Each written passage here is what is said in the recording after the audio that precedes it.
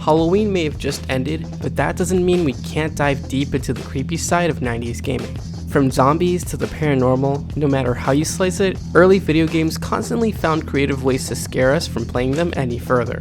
Hey everyone, welcome to 90s Nostalgia. Today, we'll be cutting down the top 10 horror games of the 90s. We'll only be limiting these entries to one game per franchise. So dim the lights, grab some popcorn, and let's get started. Number 10. D. Knocking out the more not so straightforward entries in our list, D plays more like a film rather than an actual game. While you do play through it, the entire experience can only be described as cinematic, which doesn't at all take away from its horrific and unsettling nature. Instead, it helps the game stand out as its own subgenre of horror, still managing to creep away players who aren't ready for it. Number 9. Nightmare Creatures. Instead of running away from your fears, Nightmare Creatures has you combating them firsthand as you hack and slash your way through a ton of repulsive monsters. A good chunk of the game has you explore and find collectibles too, so you're not only killing things the entire time.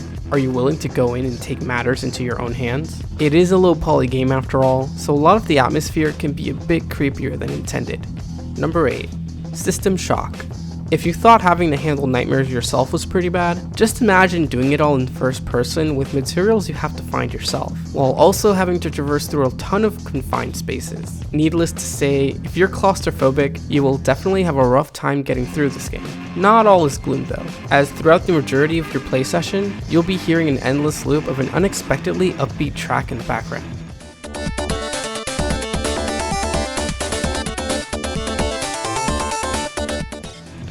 Number 7. Iru. This one is a very obscure title since it was released exclusively in Japan, but it doesn't exempt it from being on our list. The entirety of Iru takes place in a high school, where you play as a new student who happens to be surrounded by really inexplicable behavior and events taking place before you.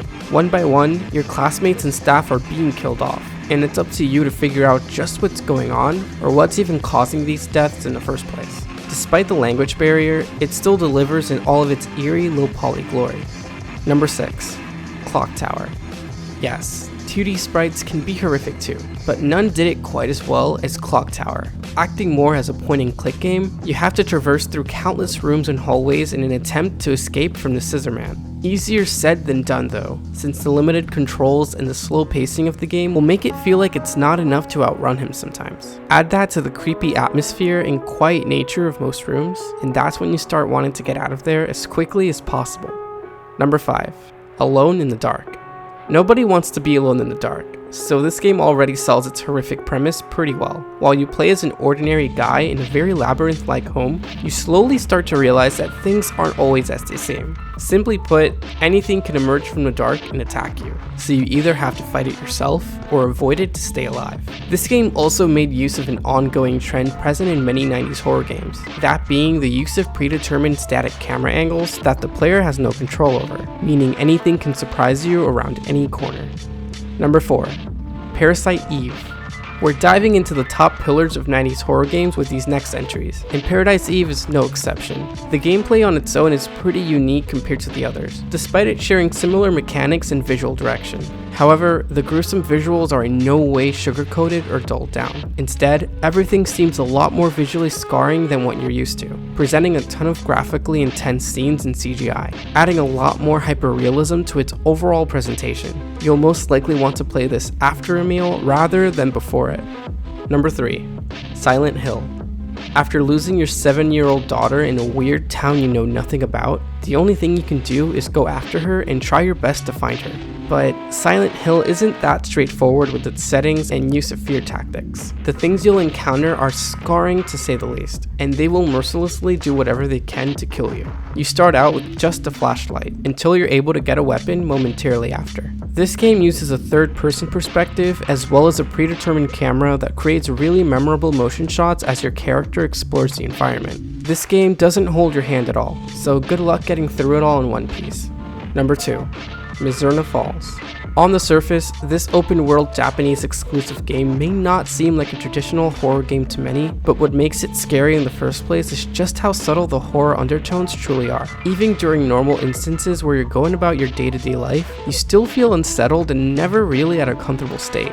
Your role is more or less the same of a detective, where you try to find obscure clues as a means to figure out the answers behind the death of a girl named Kathy, as well as the disappearance of another girl named Emma. The game doesn't spoon-feed you these plot threads either, so the entire game has you figuring everything out on your own, which delivers a very satisfying experience because of it. Definitely recommend this one if you can get around the language barrier. It's well worth it.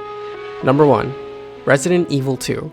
A game many of us can unanimously agree to being one of the best games the early horror genre had to offer. Resident Evil 2 takes fear and problem solving to a whole new extreme. The narrative revolves around two key characters, Leon Kennedy, a young police officer that's relatively new to the job, and Claire Redfield, a girl in search of her brother, Chris Redfield. This game has everything you could ask for. Unsettling atmosphere, lovable characters, chilling and memorable zombie encounters, ways to defend yourself while also being resourceful, and plenty of puzzle solving in order to deliver a genuinely fun yet horrifying experience.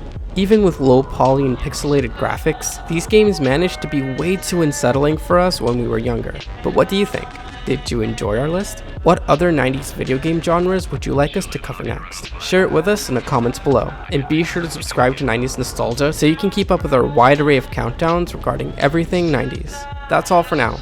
Thanks for watching, and we'll catch you all next time.